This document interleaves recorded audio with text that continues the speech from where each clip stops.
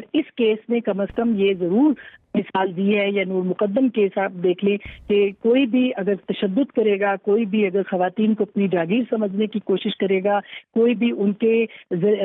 جو اظہار کے ذریعے اور ان کو زندگی گزارنے کے طریقے کو چیلنج کر کے اس کے لیے خطرہ بنے گا، اس کے لیے قانون موجود ہیں، اور میرا خیال ہے اس قانون کا ہی استعمال ہونا چاہیے۔ عاصمہ صاحبہ، اس کیس کے بعد آپ کو لگتا ہے کہ یہ اس طرح کے جرائم، اس میں واضح طور پر ایک کمی ہمیں دیکھنے میں ملے گی؟ آپ نے خود ہی نور مقدم کیس کا ذکر بھی کیا، اس طرح کے بہت سارے واقعات سے پاکستان کی تاریخ بھری پڑی ہے،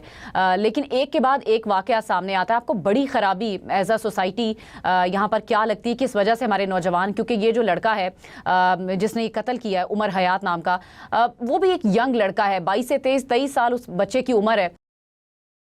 سرزد ہو جانا یا اس طرف رجحان جانا کہ اس طرح کے کرمنل ایکٹیویٹیز میں پڑ جانا، آپ کو کہاں پر خرابی نظر آتی ہے؟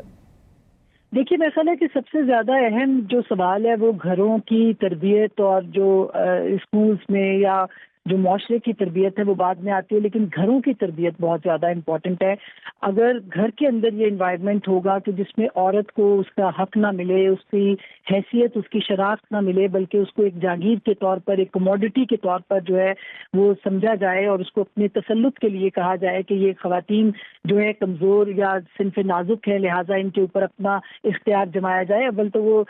صنف نازک ایک یہ ٹرم ہی جو ہے اس کے ہم خلاف ہیں، یہ تبدیل ہونی چاہیے خواتین کے لیے۔ وہ اصل میں صنف آہن ہیں، اور ان کو اگر گھروں سے تربیت ملے گی کہ ان خواتین کو آپ اپنی کموڈٹی کے طور پر، جاگیر کے طور پر استعمال کریں، تو پھر یہی